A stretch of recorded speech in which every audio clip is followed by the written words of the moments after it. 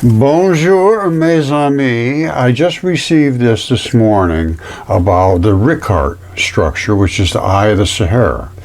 And they're claiming that they found an ancient Roman map that shows Atlantis was the Eye of the Sahara. Well, Herodotus had a map that showed Atlantis there with a question mark. Whether it was there or not, he wasn't sure because it happened prior to his time, but he showed it there.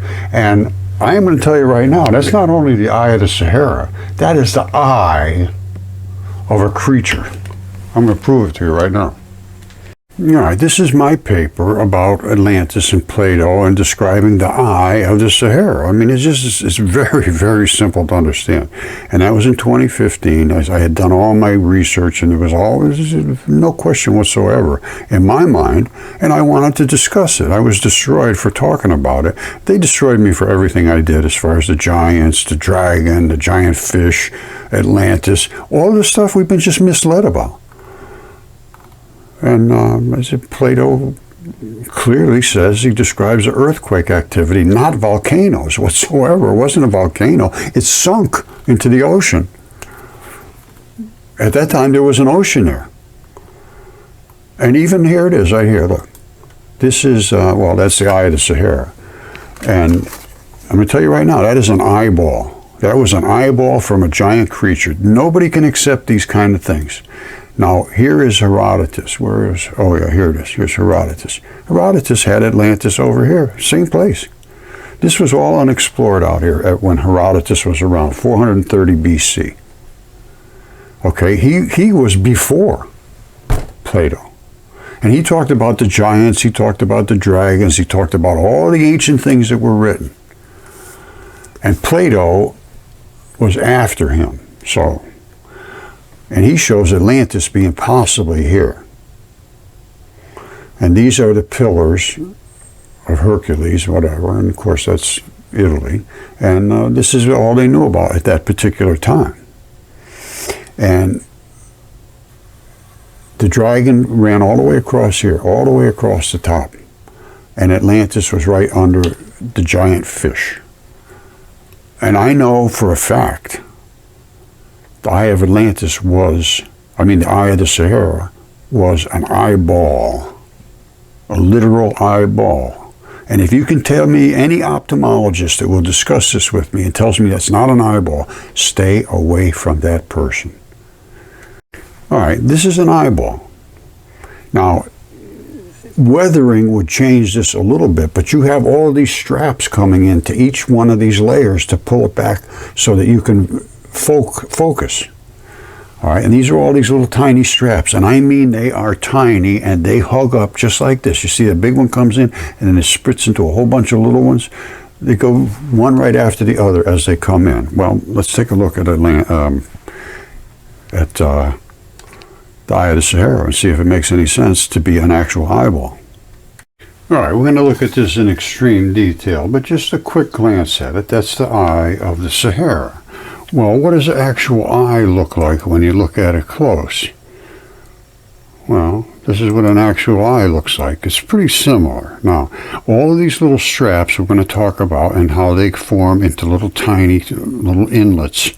And like the main canals come in and all these little tiny little inlets come up to attach to the lenses so that you can focus.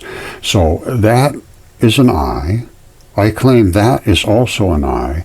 I claim this is also an eye. And this was from a friend of mine, Tish Egerton. She found this pretty good sized eyeball. I mean, she holds it in her hand like that. And you see, here it is right here. This is the back of it. And what can we see inside this eyeball, if it is an eyeball? Well, we see this. You say, well, what does that look like? It's somebody's dungarees or something like that, some kind of pattern, quite obviously. Well, what could it be if it was an eye? Could it be the optic nerve? Okay, so let's just go over this a little bit. I showed you the Eye of the Sahara, and I claim all of these little filaments coming in are the same things that you see in a normal eye, like this. And they come into little tiny filaments, and they spread out like that. They come in one main chute, and then they spread out. I at first thought they were canals coming out to little inlets that came up to boat docks, because that's exactly what it looked like on Atlantis. There you see. I'm going to show you this very, very close up in a minute, and I'm going to show you something else, which will be the shocker du jour. Now, I did show you the eyeball, and I claimed these are the rings, as you can see, the rings and so forth between them. And that's literally the eyeball. And behind it, I showed you that this was the back of it. It was apparently laying flat like this. And this is the back. And inside this pocket here, we see this. And I am going to tell you right now, that is the optic nerve. And how can I say that? Well, I can say it because of this. That's the optic nerve. You see this? Optic nerve. That's all of this stuff here. These are taking impulses from your eyeball, and your eyeball can go like this and in and out. It has all kind of muscles and little twisty things going on, and you see all these things happening in the eye of the Sahara, because it is an eyeball. And I will show you this right now. You see this? This is right on the outside edge of the eye of the Sahara. These are those optic nerves. And I can show you all of this stuff coming out from the eye. Here's the eye. All of this stuff runs back from the eye in that channel. Now, let's take a real close look at what I thought originally when I was first looking at it. I thought it must be rivulets, channels with these little entranceways, because they're so uniform. They're everywhere. It looks like they made little boat docks coming up.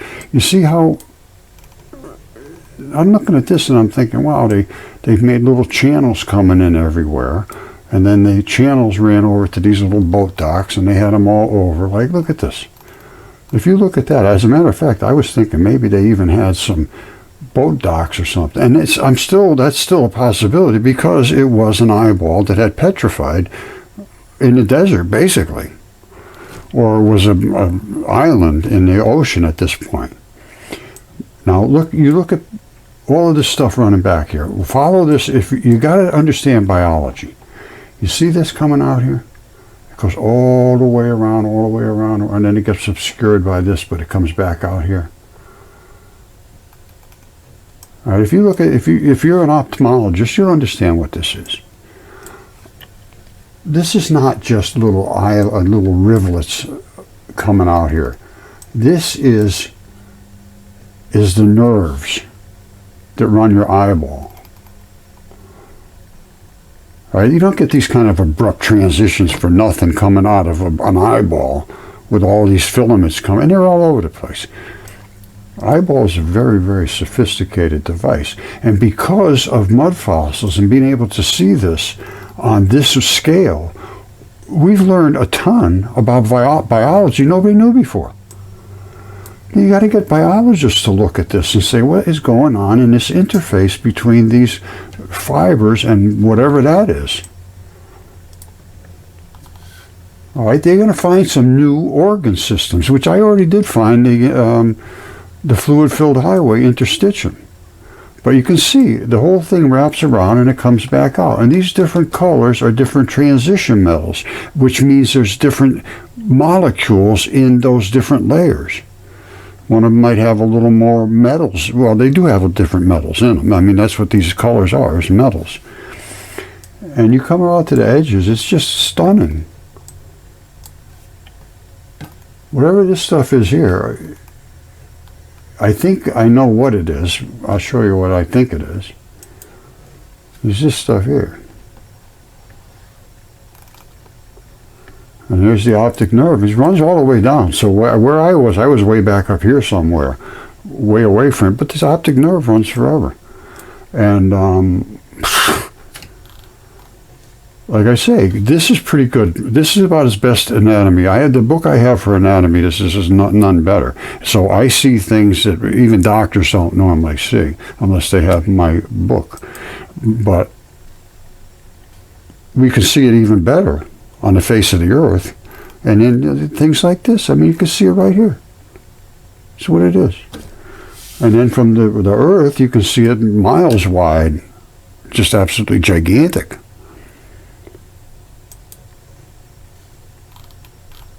All right, and all that is that is an eyeball.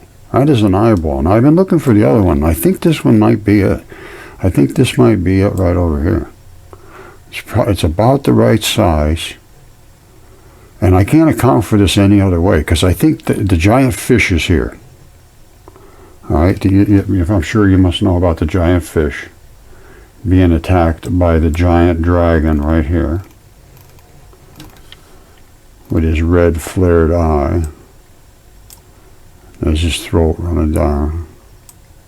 All the way down to where it was cut by Zeus with his great and mighty sword running out all the red and the black. So now, here I'm showing you things that are just off the charts, insanely crazy, but they are true, and they are verifiably true.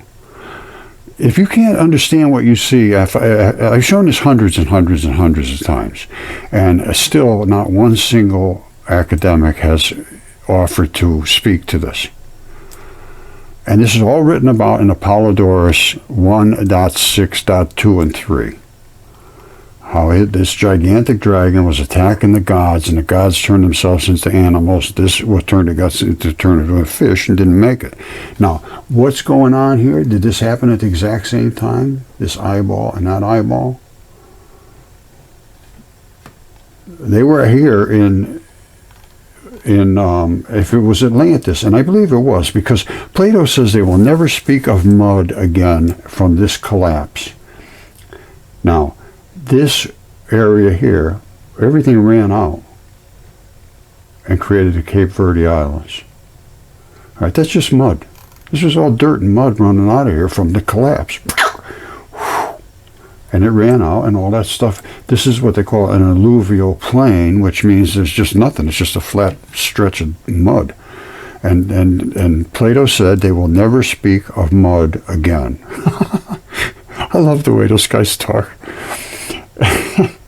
And anyway, you can see this is a 10-year-old would say, well, yeah, something ran off of there.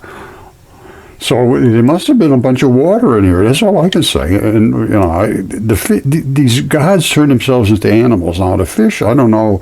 Obviously, that fish is not going to be able to swim around, and the dragon's not going to be able to walk around on the earth much, because there was more than just this one.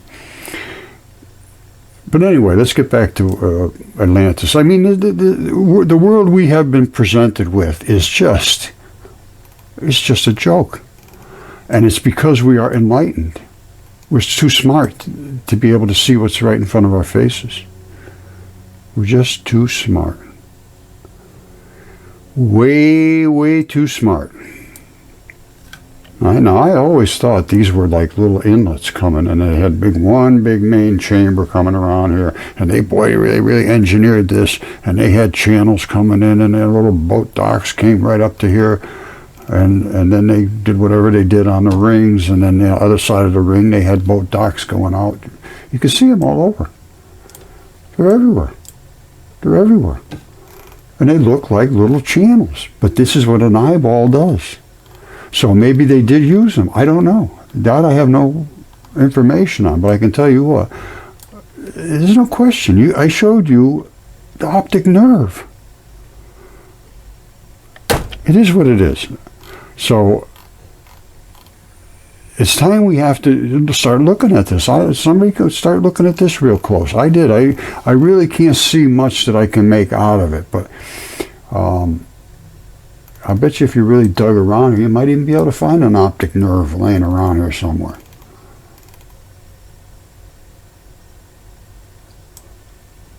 But it takes a long time. You can't do this just in 5 minutes. You got to start digging and looking and saying, what the heck is going on here? And get right as close as you can. And then back it off and see if it makes any sense to what you're thinking.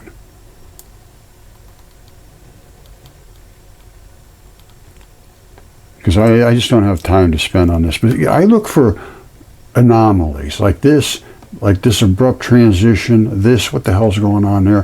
What is this? It looks like they're mining. This is a mine. So this had some kind of ore in here. I believe, well, I'm sure it's a mine.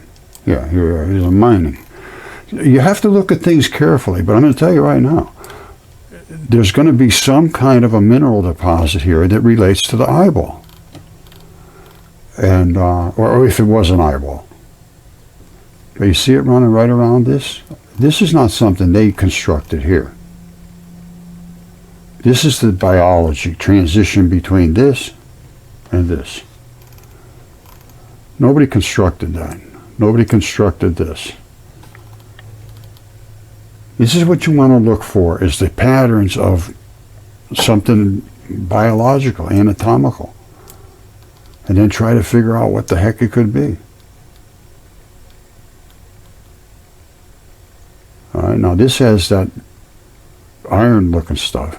Now, the Eye of the Sahara, does that have the same stuff?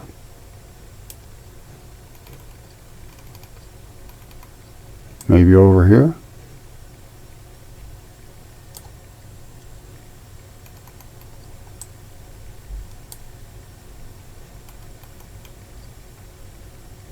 You can see this is not just weathering.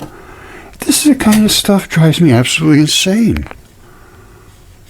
That you show this and you go, oh, use paradiolia, whatever they call it. I call it PhDolia. So the smarter you get, the weaker the mind becomes. What the hell is this thing? Look at this. What is this all about? These are all kind of nerve fibers or something.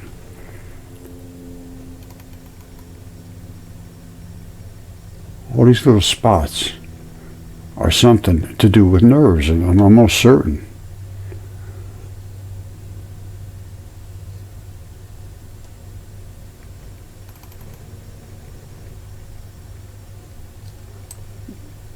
Like I say, this just takes a very, very long time to do, but this is not. I mean, just look at this. Who could possibly say, oh yeah, that's just natural, that just happened, that's the way it is?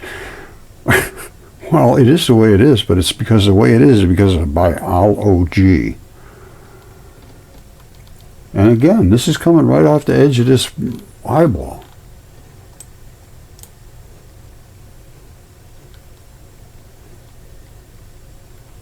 And there was a straits here. It runs right across here.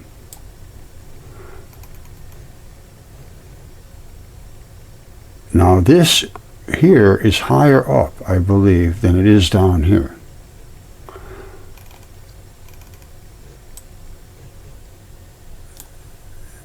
Now this looks like it was constructed to me. I'd be surprised if that's natural. But it would, although it's possible, I can't discount it. Nobody made this dark layer and then this white layer. This is biology here.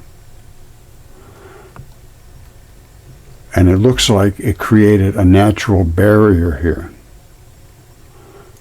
to make the ocean on this side and the outlet coming over here at a certain point at the height of the water or something. Because this is lower, I think. Hold on. This is 452 meters. No, this is lower over here. All right, so that makes sense, though. 453, and over here 312. All right, so what happened was the water eroded out here. It should have been higher up all the way across, but it eroded, and all of the water that was in this area down in here swept down through here, through this little cut, and over the top of Atlantis. So this maybe was like a barrier to getting into that ocean. If this was filled right up to the top over here with dirt, so that couldn't get past it, it would make sense that this would just be an inlet. But There's a lot of work to do here studying this because, I've done a lot on it, but there's a lot more to do. But this fish and the dragon is just stunning. And I never saw that. And I studied this for a couple of years, looking at all these things, trying to find out the biology of it. And then I got a message that says, look in Morocco. Because I couldn't get anybody to look. I needed somebody to take a look. And I looked in Morocco, I found a dragon and a fish. And still nobody will look. Education has been indoctrination and just fraud, and it's all designed for funding to walk around in circles. The more money you can get, the more circles you walk around, because you never get anywhere. And that's what they do. They say, well, we're going to do this, we're going to do that. No, they don't. As soon as you present evidence, they stop you from speaking. That's what happened to me. It happens to everybody. It happened to Velikovsky. That's why I wrote the book about him. And this goes back now 15 years. This is not something new. And this just for me. Velikovsky was 1950.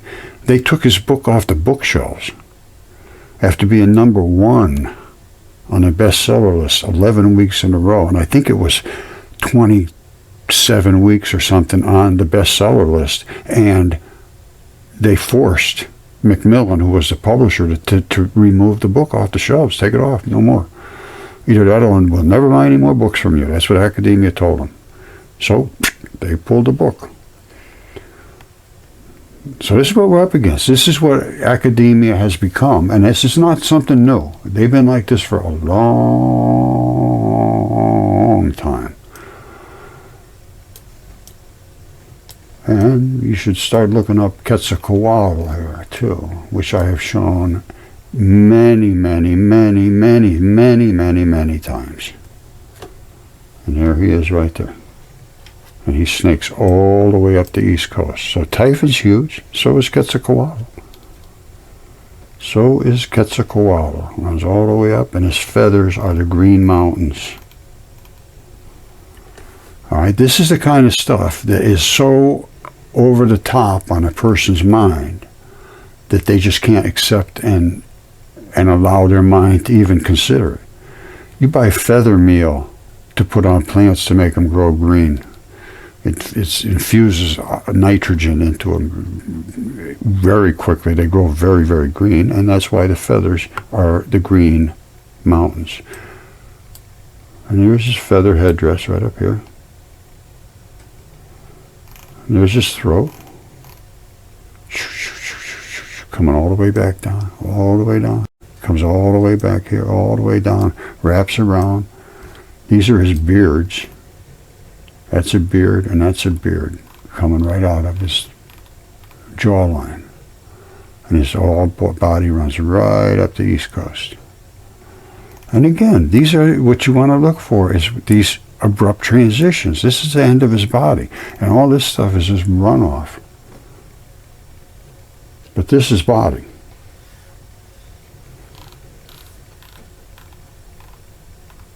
And this is a zone where everything's dead. Whatever he spit out was nasty. And it came out here, and it's, I saw the chemistry on it and everything. I think it's extremely intense saltiness or something, I forgot. But it ate right into this whole area. It's just nastiness came out of him. And the same thing with Typhon. He didn't go easily. They said a great jet of fire poured from his mouth against the gods, who turned themselves into animals to try to hide from him, thinking that he would think, oh, they're just animals. Well, he spit on this one, which was the fish. And again, shown this hundreds of times now, for 10 years.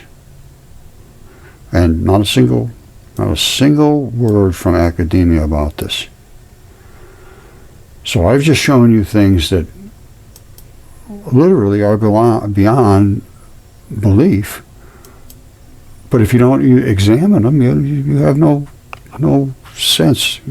And here's the maps. They knew this in 1375 about Typhon. Here he is right here, laying in the desert with his throat cut. He goes all the way across North Africa. That's him.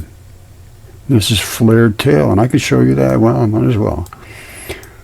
And down here, they show these tents. Now, I was starting to think maybe this was Atlantis. They're showing this is where Atlantis would have been, because then they show a boat coming in here, too. Now, obviously, there's no more ocean here. It's just dry land now.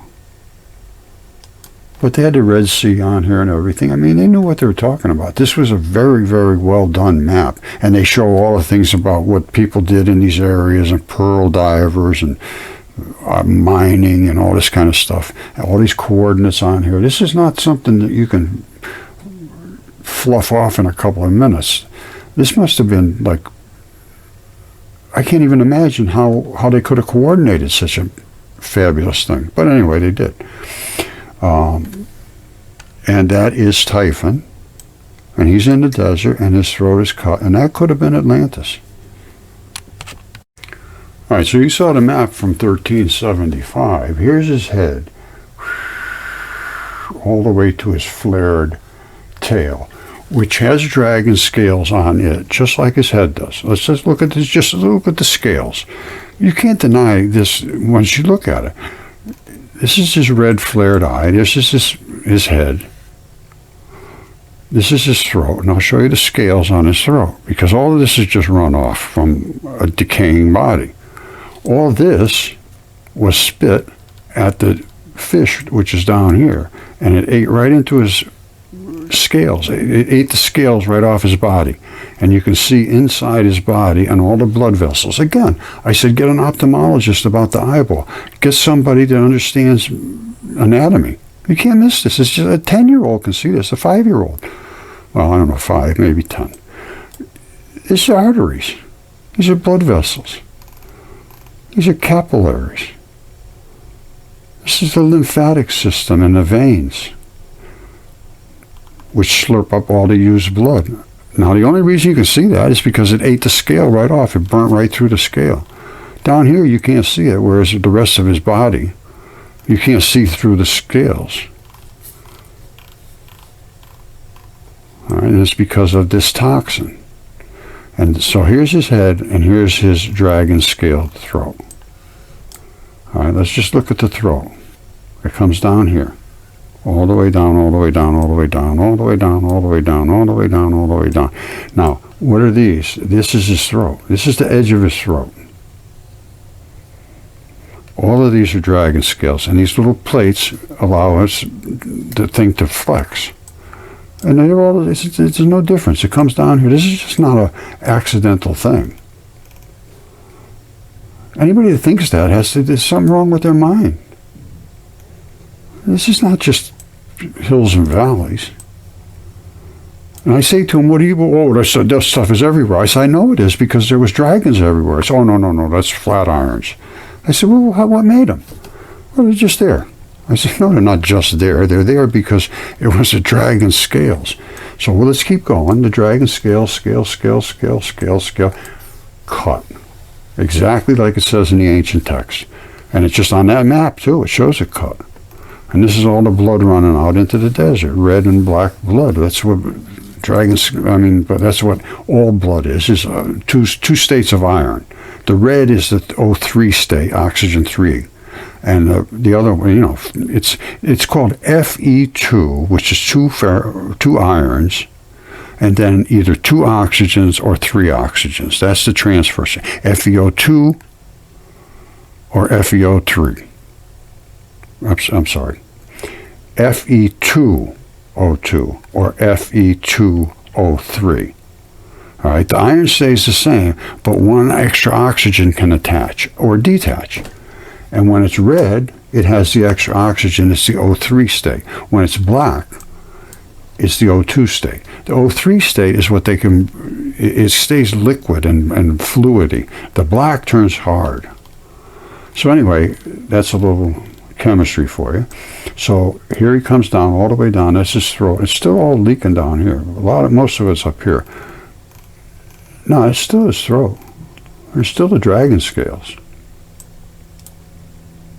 All right, it's coming down, it's coming down. And it goes all the way across Africa to his flared tail, which I showed you on that map, which goes way, way back here. And is it flared? Yes, it is. Is it dragon scales? Yes, it is. But it's in the form of feathers, I think.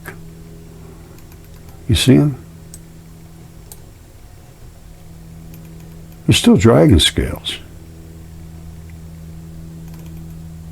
But I think they turn into like a feathery thing, or I don't know, maybe they're spiky and they whack him with and cut you or something. I have no idea. But it's obviously the dragon's tail. And there's this, it comes right out and it flares way over here. But you can see these are the dragon scales again. And the reason you see all this red, all this nasty runoff here is because that's a low spot. And the blood from back here sort of washes down. The blood from here sort of washes into there and drains out. And that's what's happened there. But these are the same scales, the same dragon scales. You see, look at the different colors in the plates and everything. It's just incredible. But it is true. And it was written about exactly, it identifies Typhon exactly.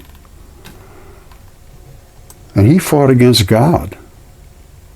Or he fought, I don't know, this is there's a lot to this story.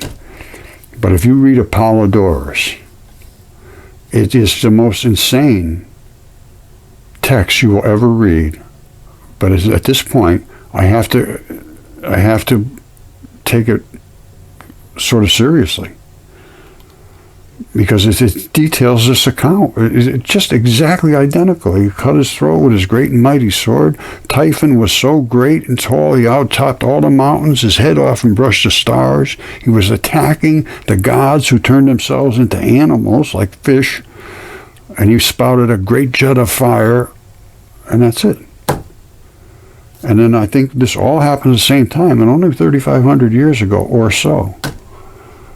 Everybody on Earth had the same story, and they witnessed these events in the sky. If you read Velikovsky, they said they could see this celestial battle from everywhere on Earth. And they were fighting in the skies, apparently. I mean, this guy stood up, you could see him halfway around the world.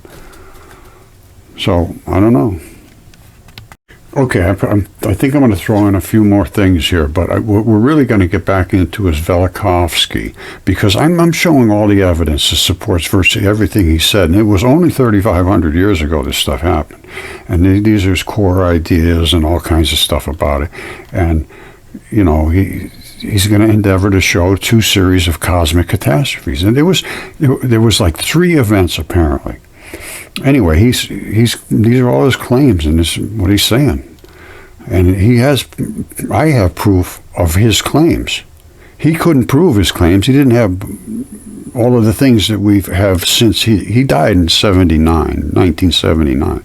And virtually everything he said about Venus was true, against what everybody else was saying. And they destroyed him. And he was just basically washed off the face of history. I put a book out about him in 2015 called Mudfossils and Velikovsky and Minds in Collision. He wrote Worlds in Collision. Well, I had all the evidence to show it. He was exactly right, but the minds collided with reality, and they couldn't accept it. So we're going to be getting so deep into this, we're going to go back to all the ancient texts, and most of it's going to be through Velikovsky, because he's the one that went and documented it all. He compiled it all. He said, what happened did they say at this particular time in this one? The same over here. What happened 52 years later? Why did the astronomical charts change? Why did, I believe, the length of the days and everything change? I'm not sure. We need to go through all of it, because it's been a long time since I've gone through that stuff, and you know, my mind fails at this point. I can't remember everything, so we're going to go back through it, and we'll hopefully, if you want to stick with me, that's fine. If not, that's fine too. But I need to go through it, so I figure, why not do it with you if you want? And because I have some takes on this that virtually nobody else has. As you just saw, the things I showed you, or will show you, change everything that you've ever heard about geology, about our past, about history.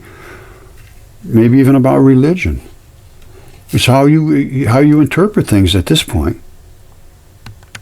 Okay, this goes back to 2015, and I wrote this about Plato describing the eye of the Sahara. Well, there was a TV show on that said, and they used Plato to prove that the Minoans, the Gnosis, Crete, Santorini are Atlantis. I said Plato would laugh because it's just not true. The eye of the Sahara was Atlantis, as in my opinion, and Herodotus had it on his map as well. All right, they're all trying to use Plato to describe Atlantis. Well, Plato lived around 400 BC. They claim that he said 9,000 years prior to that was Atlantis. No, he said 900 years prior. There's always been a dispute about that. They say, well, they made a mistake with the zero. So it was 9,000, not 900. No, there was no mistake. He said 900. That would put it around 1300, 1400 BC, something like that. And that is when the eye of Atlantis flooded. The whole world flooded. There was a giant flood. The giant, great flood happened at that time, just as Velikovsky says, and just as Plato says. And then they turned it around and said, oh, no, he must have meant 9,000, not 900. No, totally wrong. All right, I gotta show you this. This is so extremely cool. Some one of my friends, I believe this was from Tish Egerton, found this giant eyeball. And it's basically this, which is basically that. Now, I believe it was Tish. It might have been somebody else found. I believe this is the back of the eyeball that she found. This is the back side. Now, what's going on in here? This is what's going on in there. You see that? You see that? That's how your eyeball sends its signals. This Mudfossils has given us new insight into the human biology. And I'm going to show you this same exact structures at the eye of the Sahara. And in the anatomical, they can see these anatomically. They know these things exist.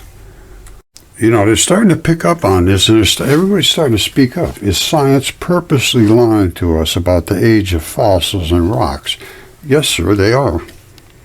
You know, they're all starting to talk about it now. This is Randall Carlson, I guess. Mega-scale floods in North Africa, talking about the eye of the Sahara. Everybody's talking about it now, but I've been talking about it since 2015. I had a paper 2015. I probably already showed you this, but this just popped up, so I want to make sure that I did show it to you. Atlantis, as Plato described, seems to fit the eye of the Sahara. And this was in 2015, Atlantis, the draining of the Sahara. It was just a gigantic flood. And then I say everything about it, and this is my paper from that. That's like 8 years ago, 9 years ago. Okay, my friends, I'm going to leave it at this. Science should be a cooperative effort. I'm seeing that everybody's using my research that goes back 8, 9, 10 years or so.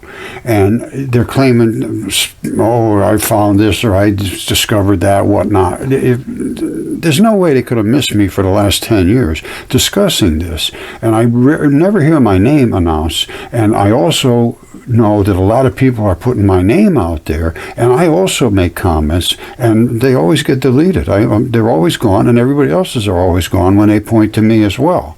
Because, it takes away from everybody else's statements. Because I have all the evidence, and I've had it for years and years and years, so it's not like this is something new. But it's finally at least being talked about. But I would like them to point towards my channel as well and say, let's all get together and work on this thing. Let's all have one big conference or something. We got to get this out. Because when one guy like Randall Carlson now, he's making statements, I don't know if they're right or wrong, but I'm showing so much detail that my stuff can't be disputed. They're just trying to come up now with a brand new discovery, and it's all long ago been discovered. So we need to get together as a group and go against academia, because that's the problem. They're never going to accept this. They're going to say, this guy's crazy. This is just the same like they do with me. But I have too much evidence to put me off as crazy. I have DNA tests and CAT scans and everything else on my giant human beings. I have them right here on my property, so nobody can take them away from me. All right, and they still, and Yale right down the street, I presented all my evidence to them. And they finally did say, yes, perfect preservation, exceptional preservation of soft-bodied creatures did happen. And then they twisted it all around, mumbo-jumbo. And I had already presented that to Derek Briggs at Yale years before that. And then they got funding from NASA and all kinds of other places, and they just basically reprinted my paper about how it was silicon dense, a flood, and how quickly they turned into perfectly preserved soft-bodied creatures. But then they said, oh, they were just jelly. There was no bones or anything. That's totally wrong. There was bones. This is one of these perfectly preserved, exceptionally preserved soft-bodied creatures. It's a goose. That's his head. There's the feathers. And he died in this great flood that they say, yes, it was a great flood, worldwide flood. But they didn't realize it was hot waters, and it basically boiled everything and cooked it. And that's the side that was laying down flat. And all my other stuff as well, like this lung, was boiled out of a creature. Because if you read the ancient text, it says we were almost hit by a fiery comet. It boiled the atmosphere, boiled the oceans. These are written in the ancient text, which they laugh at. If you go to Yale, they'll throw you right out of there, fail you if you start to talk about that stuff. All right? I don't know about Yale, but most of them will. I think Yale probably would too. They don't like God or Jesus Christ. If you go with that attitude, you're probably not going to do well. All right? As a matter of fact, the first words out of Derek Briggs's mouth, when I said I have perfectly preserved, soft creatures, some of them are giants, which they are, and I've had them DNA tested. The first words out of his mouth was, what are you, a creationist? I said, what are you talking about? And then from then I went all downhill. It was just nothing but a fight. And we did everything that they told us to do. We got CAT scans, we had DNA tests done, all that stuff was done.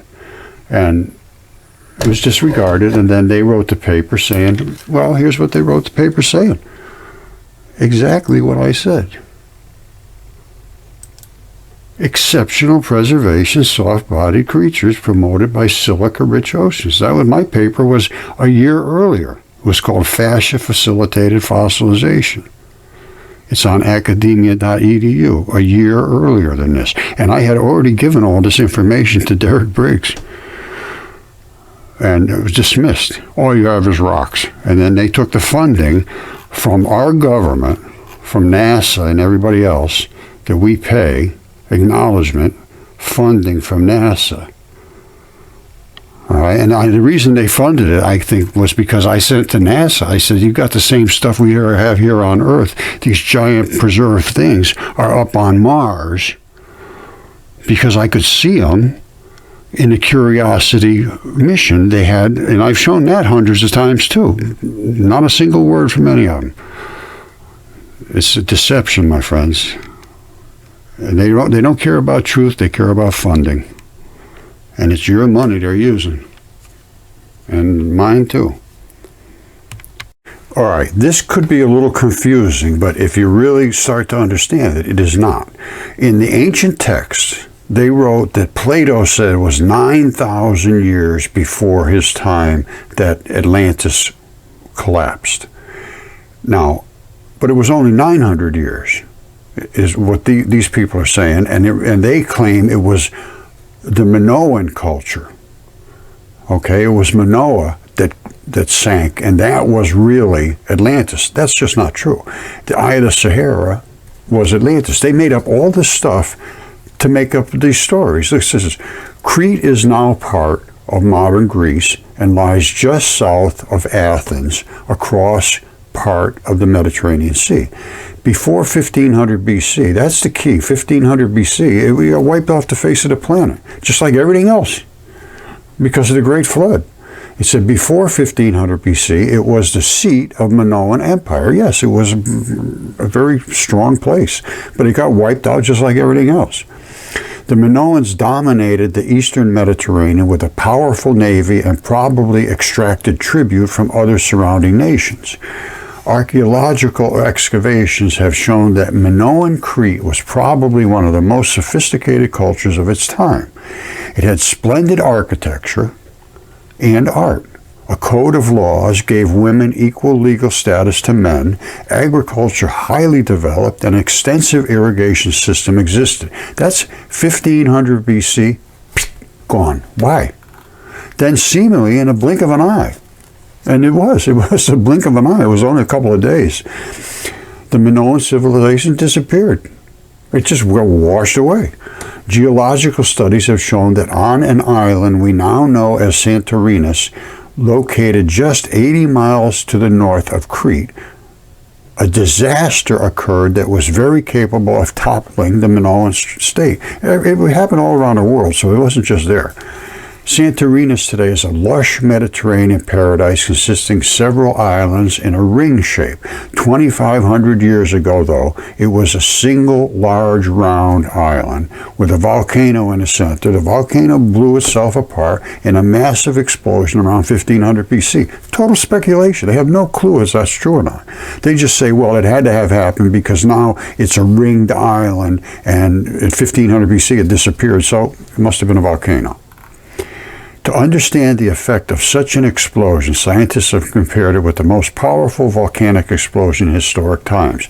It occurred on the island of Krakatoa in 1883. A giant wave, tsunami, 120 feet high, raced across the sea, hit neighboring islands, killing 36,000 people. Ash thrown up into the air, blackened the skies for 3 days. The sound of the explosion was heard as far as 3,000 miles away. That's a pretty serious explosion. But when we almost got hit by Venus, the whole world was toast. And I mean toast. The oceans literally boiled. Now, the explosion of Santorini is 4 times as powerful as Krakatoa. Well, the impact of Venus into our atmosphere was thousands, millions of times more powerful. And it just wiped out everything on Earth. It was totally understood. The Great Flood happened.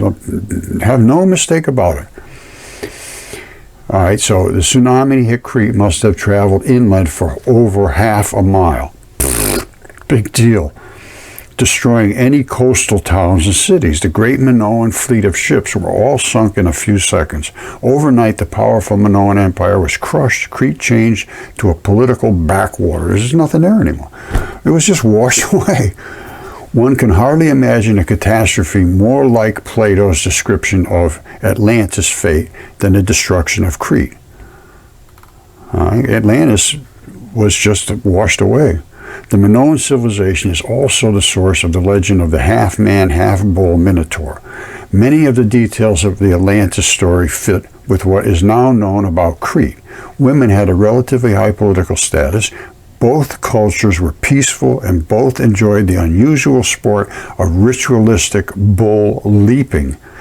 And I think they still do that, where an unarmed man wrestles and jumps over a bull. Yikes. If the fall of the Minoans is the story of Atlantis, which it is not, how did Plato get the location and time wrong? Because it was not there. Now listen to this. Galipanos suggested there was a mistake during the translation some of the figures from Egyptian to Greek, and an extra 0 was added for 9,000. I agree with that because it was only 900 years before Plato, which is around 1500 BC. So that would mean 900 years ago became 9,000. I agree with that. And the distance from Egypt to Atlantis went from 250 miles to 2,500 miles. If this is true, Plato, knowing the layout of the Mediterranean Sea, would have been forced to assume the location of the island continent to be squarely in the Atlantic Ocean. Right? Not everyone accepts the Minoan Crete theory of the story of Atlantis, but until a convincing case can be made for some other place, it perhaps remains science's best guess. No, the best guess is right here. Is in the eye of the Atlantic, eye of the Sahara. And I'm going to show you some details about this that's going to knock your socks off.